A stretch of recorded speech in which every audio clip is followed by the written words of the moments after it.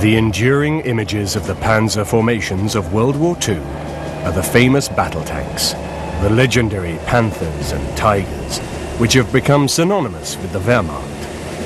While they are undoubtedly the best known, they were by no means the most numerous fighting vehicles in the panzer divisions.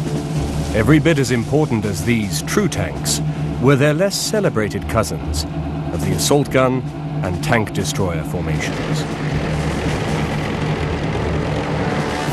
In many respects, they were similar machines to true tanks and frequently did the same job, but they sacrificed the benefits of the turret for the ability to mount a bigger gun, which was carried on a fixed mounting, pointing straight ahead at the enemy. In 1944, during the Battle of the Bulge, the Allies captured this powerful monster, the Sturmtiger. The troops who knocked out this giant adversary must have breathed a huge sigh of relief, because this devastating machine was so powerfully armed. It had outgrown mere artillery power and was equipped with a rocket launcher of ferocious attacking force.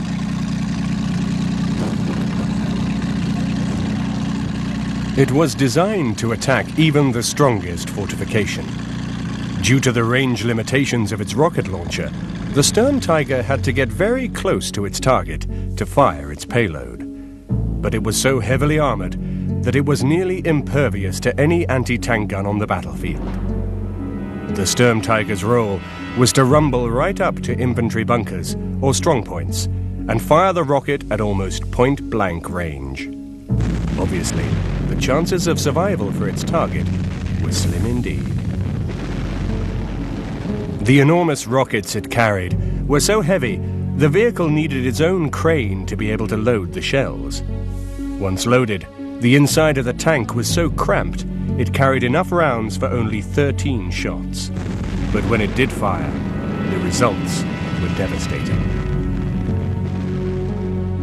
The Sturmtiger was the last in a line of turretless tanks, which the German army had produced in increasing quantities since the outbreak of World War II.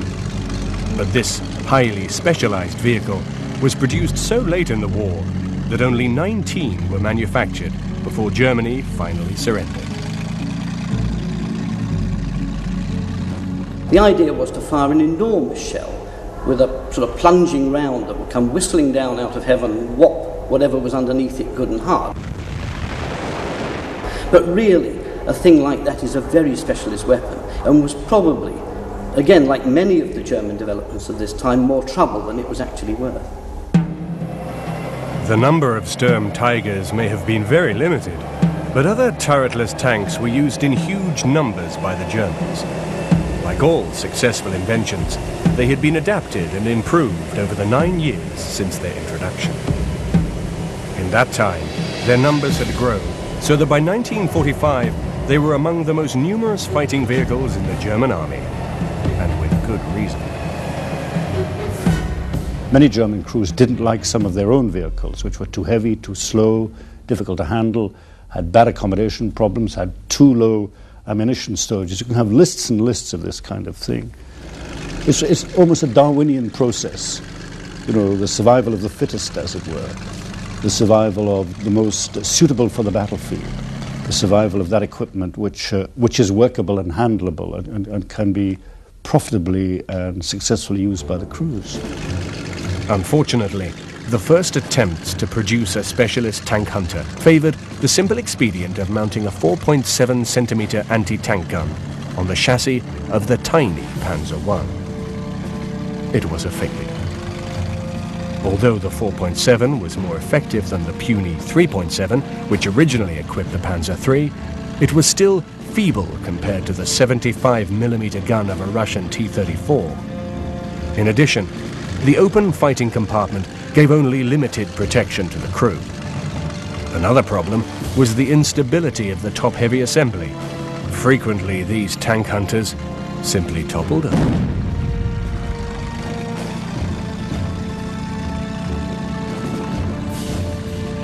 During 1942, frustrating attempts were made to improve upon the Panzer I in the form of the Marder II and III tank destroyers.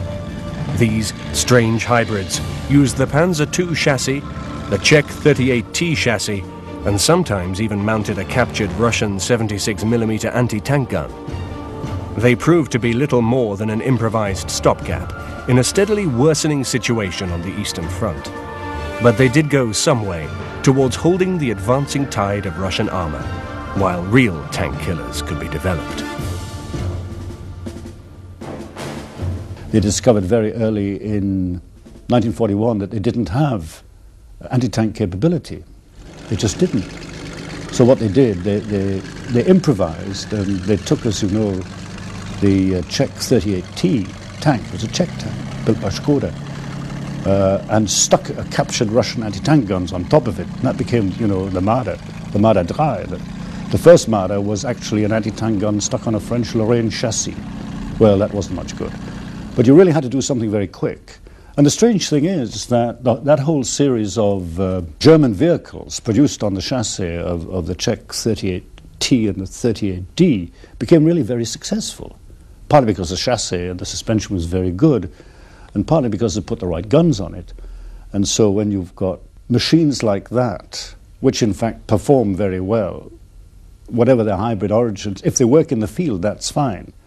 But that's an extraordinary story, I think, of the marriage between Czech tank design, Russian anti-tank guns, and, if I may put it this way, German adaptive engineering, and you get virtually a different weapon system, and a very successful one, and which in fact even outlasted the end of the Second World War. The first two specialized tank hunting machines proved to be almost as disappointing as the Marders. The massive Elephant looked good on paper. It was based on the 80 Porsche chassis, which had been built for a proposed rival to the Tiger. This gave the five-man crew the same all-round protection as the Sturmgeschütz.